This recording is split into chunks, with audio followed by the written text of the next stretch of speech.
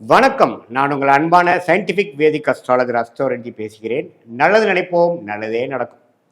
தொடர்ந்து நம்மளுடைய வீடியோஸ்லாம் பார்த்துட்டு இருப்பீங்க நம்புறேன். அறிவியல் சார்ந்த ஜோதிட கருத்துக்கள் சயின்டிஃபிக் வேதிக் அஸ்ட்ராலஜி முறையில் எந்த விதத்திலும் மிகைப்படுத்தாமல் உள்ளது உள்ளவாறு பார்த்து கொண்டிருக்கிறோம். அந்த அடிப்படையில் பார்த்தீங்கன்னா இந்த வீடியோவில் கடக லக்னம் கடக ராசியில் பிறந்தவங்களாக நீங்கள் உங்களுக்கு எந்தெந்த கிரகம் உங்களுக்கு நன்மை பயக்கக்கூடிய கிரகமாகவும் எந்தெந்த கிரகம் தீய கர்மாவை கொடுக்கக்கூடிய கிரகமாகவும் வரப்போகுதுங்கிறது கொஞ்சம் டீட்டெயில்டாக எந்த விதத்திலும் மிகைப்படுத்தாமல் பரிகாரங்கள் அது மாதிரி விஷயத்துக்கு போகாமல் உள்ளது உள்ளவாறு நம்ம பார்க்க போகிறோம். அதுக்கு முன்னாடி ஃபஸ்ட் டைம் நம்ம சேனலுக்கு வரவங்க மறக்காமல் சப்ஸ்கிரைப் பண்ணுங்கள். உங்களுக்கு பிடித்த வீடியோஸை ஃப்ரெண்ட்ஸ் அண்ட் ஃபேமிலிஸ்க்கு ஷேர் பண்ணுங்கள். இப்போ பாருங்கள், நம்ம வீடியோக்குள்ளே போவோம். இப்போ பார்த்தீங்கன்னா கடக லக்னத்தில் பிறந்தவங்களா இருந்தாலும் சரி, கடக ராசியில் பிறந்தவங்களா இருந்தாலும் சரி, உங்களுக்கு மிகவும் முக்கியமான கிரகம் என்னென்னா சந்திரன். அவர் தான் உங்களோட உடல், உள்ளம், மனசு, உங்களுடைய செயல்திறன், நேச்சுரல் டெண்டன்சி என்று சொல்லப்படுகிற உங்களுடைய பர்சனாலிட்டியை ரூல் பண்ணக்கூடிய ஒரு கிரகமாக கடக லக்னத்தோட அதிபதியாகிய கடக ராசியோட அதிபதியாகிய சந்திரன் வருகிறார். அவர் எந்த அளவுக்கு திருட்பலம் பெறுகிறார், ஒளி பெறுகிறார். பௌர்ணமிக்கு அருகில் இருக்கிறப்ப பிறந்திருக்கீங்களா, அமாவாசைக்கு அருகில் இருக்க பிறந்திருக்கீங்களா, அமாவாசைக்கு அருகில் இருந்தாலும் அந்த அமாவாசை தோஷத்தை நீக்குவதற்காக குரு பார்வை பெறுகிறதா, குருவோட சேர்ந்திருக்குதா, சுக்கிரன் பார்வை பெறுகிறதா, சுக்கிரனோட சேர்ந்திருக்குதா, சுபர்களின் தாக்கம் இருக்கும் பொழுது ஒரு திருட்பலம் பெற்று நல்ல ஒரு வாழ்க்கை வாழ்வதற்கும் சனி, செவ்வாய், ராகு, கேதுங்கிற பாவகிரகத்தோட சேர்க்கையிலேயோ பார்வையிலேயோ இருக்கும் பொழுது கொஞ்சம் ஜாதகரை டிஸ்டர்ப் ஆகி ஒரு மாதிரியான ஒரு அது கொஞ்சம் டீட்டெயிலாக பார்க்குறப்ப தான் எத்தகைய ஒரு வாழ்க்கைங்கிறது தெரியும். ஸோ அது மாதிரி ஒரு வாழ்க்கையை வாழ போறாருங்கிறதும் நம்ம புரிஞ்சுக்கிறோம். ஸோ ஒரு திருட்பலம் பெறும் பொழுது, சுபகிரகத்தின் தாக்கம் இருக்கும் பொழுது அற்புதமான ஒரு யோகமான வாழ்க்கையும், ஒரு சனி செவ்வாய் ராகு கேது பெறும் பொழுது வாழ்க்கையில சில விஷயங்கள் பாதிப்புள்ளாகிறது. அது என்ன சில விஷயங்கள்ங்கிறது டீட்டெயிலாக போய் நம்ம அந்த எந்த கிரகம் பாதிக்கப்பட்டிருக்கு, அந்த கிரகத்தின் ஆதிபத்தியம் என்ன, எத்தனை டிகிரி சேர்ந்திருக்கு, அந்த கிரகம் எத்தகைய ஒரு தன்மை வாய்ந்ததுங்கிறத பொறுத்து நம்ம பார்ப்போம். ஸோ சந்திரனுங்கிறது மிகவும் முக்கியமான ஒரு கிரகமாக தெரிந்து கொள்கிறோம். கடகலக்கணம் கடகராசிக்காரர்களுக்கு ஓரளவுக்கு ஒளி இருக்கும் பொழுது நல்ல வாழ்க்கையும், ஒளி குன்றி இருக்கும் பொழுதும், ஒளி இல்லாத கிரகமாகிய பாவ கிரகமாகிய சனி செவ்வாய் ராகு கேது இருக்கும் போதும் பாவத்துவம் அடைந்து பாவக்கர்மாவை கழிப்பதற்காக இந்த வாழ்க்கையில சில நேரங்கள் நம்ம செலவிட வேண்டும். இந்த ஜென்மத்தில் சில நாட்கள், சில ஆண்டுகள், சில மாதங்கள் செலவிட வேண்டி இருக்கும் அப்படிங்கிற கர்ம பலனை நம்ம தெரிந்து கொள்கிறோம். அடுத்தபடியாக மிகவும் முக்கியமான ஒரு கிரகம், யோகத்தை கொடுக்கக்கூடிய கிரகம், வரவேண்டிய தசையான கிரகங்கள் செவ்வாய், குரு. செவ்வாய் ராஜயோகாதிபதியாக வருகிறார். எப்பவுமே ஒரு லக்ன ராசிக்கு 5ஆம் வீட்டு அதிபதி, 9ஆம் வீட்டு அதிபதி தான் ராஜயோகத்தை கொடுக்கக்கூடிய ஒரு கிரகமாக வருகிறார்கள். 5ஆம் வீட்டு அதிபதி வராத பட்சத்தில் பார்த்தீங்கன்னா அந்த செவ்வாய் பார்த்தீங்கன்னா சந்திரனோட நட்பு கிரகமாகவும், குருவும் பார்த்தீங்கன்னா சந்திரனுக்கு நட்பு கிரகமாகவும் தான் வரும். அதுதான் இந்திய வேத ஜோதியோட அடிப்படை. யார் உங்களுக்கு நன்மை பயக்கக்கூடிய கிரகமாக வருகிறாரோ அந்த கிரகம் உங்களுடைய லக்னாதிபதி ராசி அதிபதிக்கு நண்பராக வருவார். அதுதான் அடிப்படை. அப்போ நண்பர் தானே உங்களுக்கு உதவ முடியும் இல்லையா?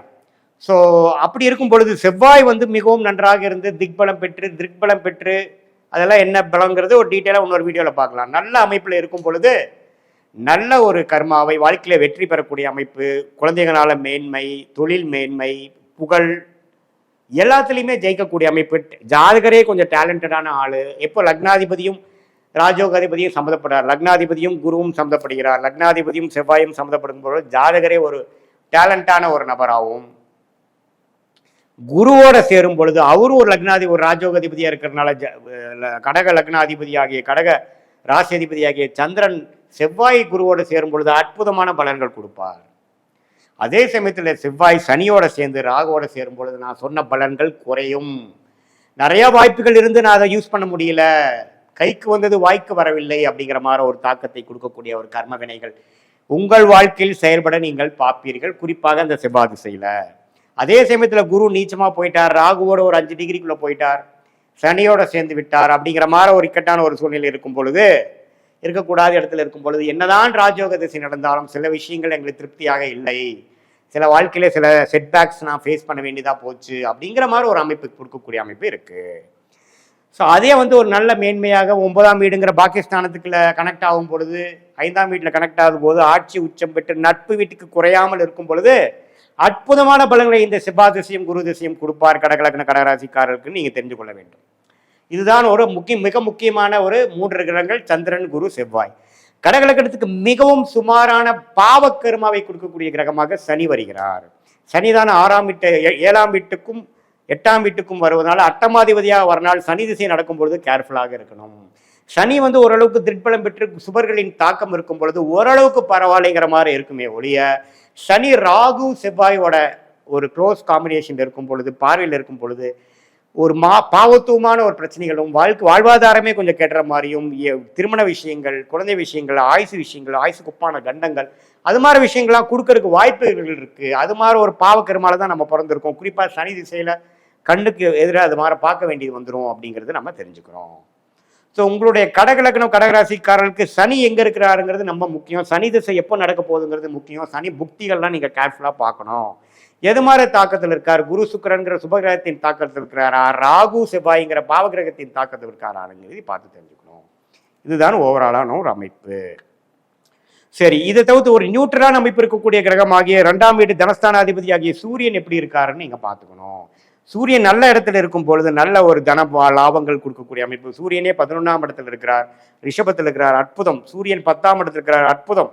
ஆனால் சூரியன் 4ஆம் இடத்துல ரீச்சமாக போயிருக்கிறார், கொஞ்சம் கேர்ஃபுல்லாக இருக்கணும். ஏன்னா அந்த ஸ்தான பலம் குறைஞ்சாலும் சரி, திக்பலங்கிற விஷயங்களுக்கு இல்லைனாலும் சரி, நிஷ்பலம் பெற்றாலும் சரி, அதே சமயத்தில் பாவத்துவம், திக்பலமே இல்லாமல் பாவத்துவம் சூரியன் சனியோட சேரும் பொழுது பாவமான ஒரு கர்மா. அப்பா விஷயங்கள் சரியில்லை, அரசு விஷயங்கள் சரியில்லை, எலக்ட்ரிக்கல் விஷயங்கள் சரியில்லை, கொஞ்சம் ஜாதகர் சூரிய திசையில் டிஸ்டர்ப் ஆவார் என்ற விஷயத்தை நீங்கள் புரிந்து கொள்ள வேண்டும். இதுதான் பார்த்தீங்கன்னா சூரியனோட விஷயங்கள். ஸோ மற்றபடி பார்த்தீங்கன்னா ஓரளவுக்கு நியூட்ரலாக வரக்கூடிய கிரகம் பார்த்தீங்கன்னா புதன். கடகலக்கணத்துக்கு புதன் பெரிய ஒரு நன்மை கொடுக்கக்கூடிய கிரகம் கிடையாது. ஏன்னா சந்திரன் என்னதான் புதனுக்கு பிடிக்கிற கிரகமாக இருந்தாலும் புதனுக்கு சந்திரன் பிடிக்காது. ஸோ அப்படிங்கிறப்ப புதன் திசை மிகவும் சுமாரான ஒரு பலனை தான் கொடுப்பார். இதில் பாதகாதிபதியாக வரார் யாருன்னு பார்த்தீங்கன்னா சுக்கிரன். சுக்கிரனுக்கு சந்திரனுக்கும் அவ்வளோ ஒன்றும் நட்பு நிலைகள் இல்லாமல் பட்சத்தில் சரராசிக்கு பாதகாதிபதியாக 11ஆம் வீட்டு அதிபதியாக வரனால சுக்கிரனே 11ஆம் இடத்துல இருக்கும்போது பாதகத்தை கொடுத்து விடுவார். ஸோ பாதக வீட்டுக்கு கனெக்ட் ஆகாமல் இருக்கிறது சுக்கிரனுக்கு நல்லது. அதிக திருட்பலம் பெறும்பொழுது அந்த பாதகத்தின் வேலை செய்து விடுவார். ஸோ அதுவுமே ஒரு இக்கட்டான ஒரு கர்ம வினையை கொடுத்து விடுவார் என்பதை நீங்கள் தெரிந்து கொள்ள வேண்டும். அதே ஒரு சனி செவ்வாய் தாக்கத்தில் இருக்குது, ஒரு ராகுவோட சேர்ந்துருக்குன்னா அந்த பாதகத்தை செய்ய முடியாத அளவில் இருக்கிறாருங்கிறது நம்ம தெரிஞ்சுக்கணும். ஸோ இந்திய வேத ஜோதிடமே பார்த்தீங்கன்னா நம்ம நுணுக்கமான விஷயங்கள் மேலோட்டமாக பார்த்துட்டு ஆன்சர் சொல்லிட்டு போகக்கூடிய அளவுக்கு அது வந்து ஒரு சாதாரணமான ஒரு சாஸ்திரம் கிடையாது. இதனால தான் பார்த்தீங்கன்னா ஜோதிடம் பொய் என்று சொல்லக்கூடிய அமைப்பு வந்துருது. எல்லாமே நுண்ணிப்பாக பார்த்து அதுக்கு வேணுங்கிற கர்ம வினைகள் எப்படி செயல்படுங்கிற சொல்லக்கூடிய ஒரு அற்புதமான ஒரு நம்பவே வந்து ஒரு அக்யூரேட்டாக மைன்யூட்டாக பார்க்கக்கூடிய ஒரு சாஸ்திரமாக இந்திய வேத ஜோதிடம் வருகிறது. இது நான் சொன்னதெல்லாம் ஒரு பொதுவான கருத்துக்களை ஒழிய உங்கள் ஜாதகத்தில் ஒரு கிரகம் எந்த டிகிரியில் இருக்கார், எந்த நட்சத்திரம் இருக்கிறார், நட்சத்திராதிபதி எப்படி இருக்கிறாருங்கெல்லாம் பொறுத்துதான் உங்களுடைய கர்ம வினைகள் படிப்படியாக தசா புக்திகள் அந்தரம் சூக்ஷம்ங்கிற வழியில வந்து செயல்படுதுங்கிறத நீங்க தெரிஞ்சுக்கணும். இது வந்து ஒரு பொதுவான அமைப்புகளுடைய உங்களுடைய ஜாதகத்தை வச்சு பார்க்கும்பொழுது உண்மையே துல்லியமான பலன்கள் நம்ம தெரிந்து கொள்ளலாம் என்பதை நீங்க தெரிந்து கொள்ள வேண்டும். மீண்டும் மற்றொரு காணொலியில் சந்திப்போம். நன்றி, வணக்கம்.